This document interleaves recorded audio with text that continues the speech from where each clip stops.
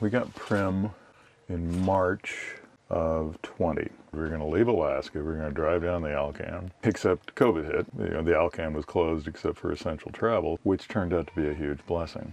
Welcome to Odometer Dave, where we help make every mile count with tips, reviews, and how-tos for RVing and road tripping.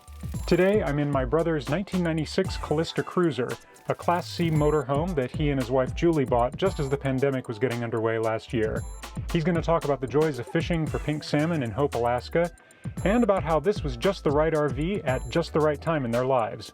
We're standing in the kitchen dining area. We will clean up and pack up, before we go, but we've got fishing to do, we've got walking to do, we've got stuff to do. Propane burner stove, oven that functions, all original equipment, all vintage. I think the microwave works, but we never use it. We use it for storage. COVID hit. The Alaskan was closed except for essential travel, so we had to stay in state, which turned out to be a huge blessing because there were no tourists. And normally Alaska gets about 1 million tourists a year. And trying to go camping, trying to go do anything on the road system in Alaska, in South Central Alaska, is nearly impossible. You have to fight through all these tourists, and yes, they're a blessing because they bring so much revenue to the state, but at the same time, anyway, we elected to just visit all the places that we never get to visit. So one of them is Hope, where we're at right now. Driven past Hope countless times on my way somewhere else. Never went there. We had a friend, she invited us to go fishing with her. So she took us up to her favorite spot up Resurrection Creek, this beautiful hole, and it's just full of pink salmon. This really delicate flavor, beautiful things. There's one good female right there. There's another one. A lot of males right down in here. So we got a lot of fish. We took the grandkids out a bunch of times, Julie's grandkids, and went all over the place. These little hole-in-the-wall campsites that were just delightful. All the switches work, pump works, black water tanks at 2/3. The people who had it before us, they stuck little hooks all over the place, and we've added to that. We use that for ice in the ice chest when we get all of our fish.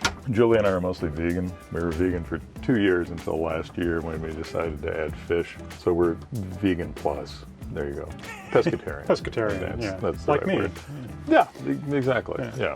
The reason our RV is named Prim is short for Primrose, which was absolutely our favorite place. It's 17 miles. It's Milepost 17 on the highway to Seward. And it's this little hole in the wall. It's only got 8 campsites, and we parked in space number 8, which is the one closest to the trail, closest to the water. And it was just gorgeous.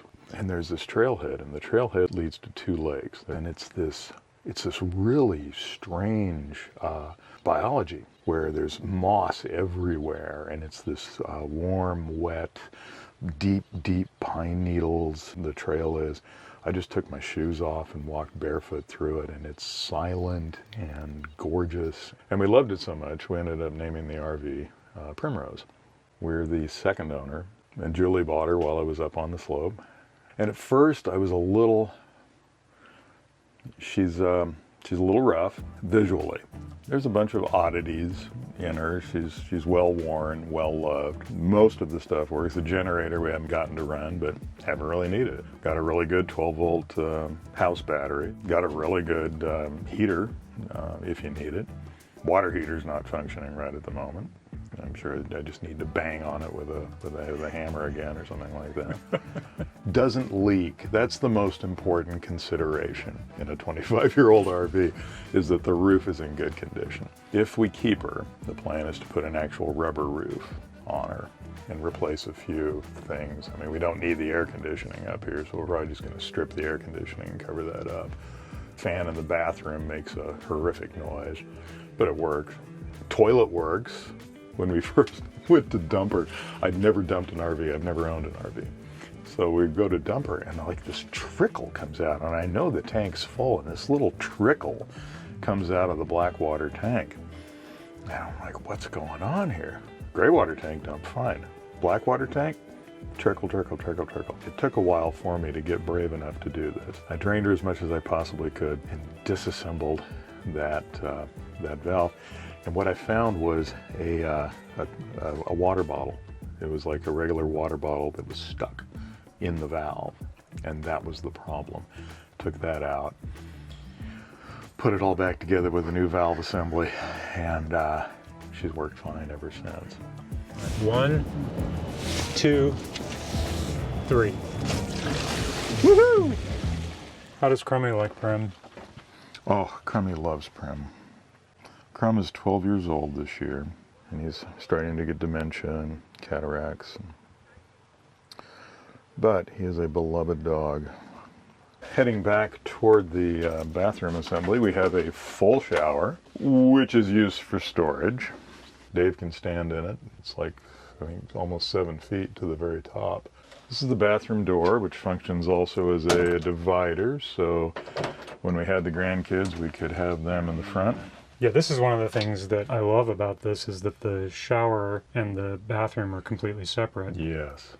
That 90s carpeting in the bathroom, I will never understand it. I switched out all the incandescents in it for LEDs that I got online. We have a queen that hasn't been made yet today because, yeah, make the bed for us on video. There you go. Yeah, we're going to make the bed on TV. So ordinarily we do, but just for today, you know, for shooting purposes, we wanted to show the real Alaskan RV experience.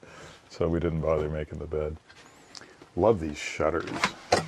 And again, they all function.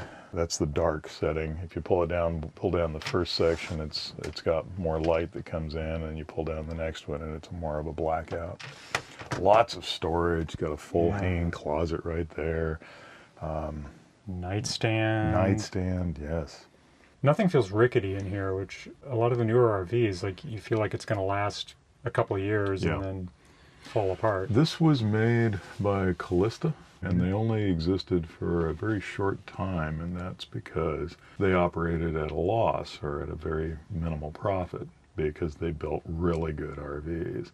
And actually the 96 model, which is what this is one of the most desired of the older RV series because it's just really well made. How do you like the 40 350? One of my favorite configurations. Great engine, really solid. Our biggest concern when we got her was dry, engine in good condition, training in good condition, suspension in good condition. Everything else was just a bonus. And the engine, when we got her, she had 98,000. I think she's got 102 right now. Great, runs beautifully, starts the first time, not a problem at all. All we've done is added some oil. Low tire, I think that's really the only running gear issue that I've had. Easy to drive. Julie was worried when she got behind her for the first time, and she immediately, oh, this is just a big van. And if she runs, it's like driving just a big car. Yeah. You just have to be aware of the size. Those were Dad's. Oh, yeah. Thought it would be nice to bring them this time. We're going to go out and catch me some fish. That's right. Absolutely my favorite place to fish now because it makes me look like I know what I'm doing. All it is a bucktail streamer. There's the liver right there, which is a delicacy in some places. If you enjoyed this video and got value out of it, let me know by giving it a thumbs up and leaving a comment.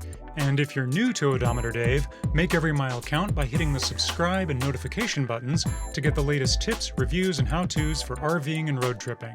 Thanks for watching.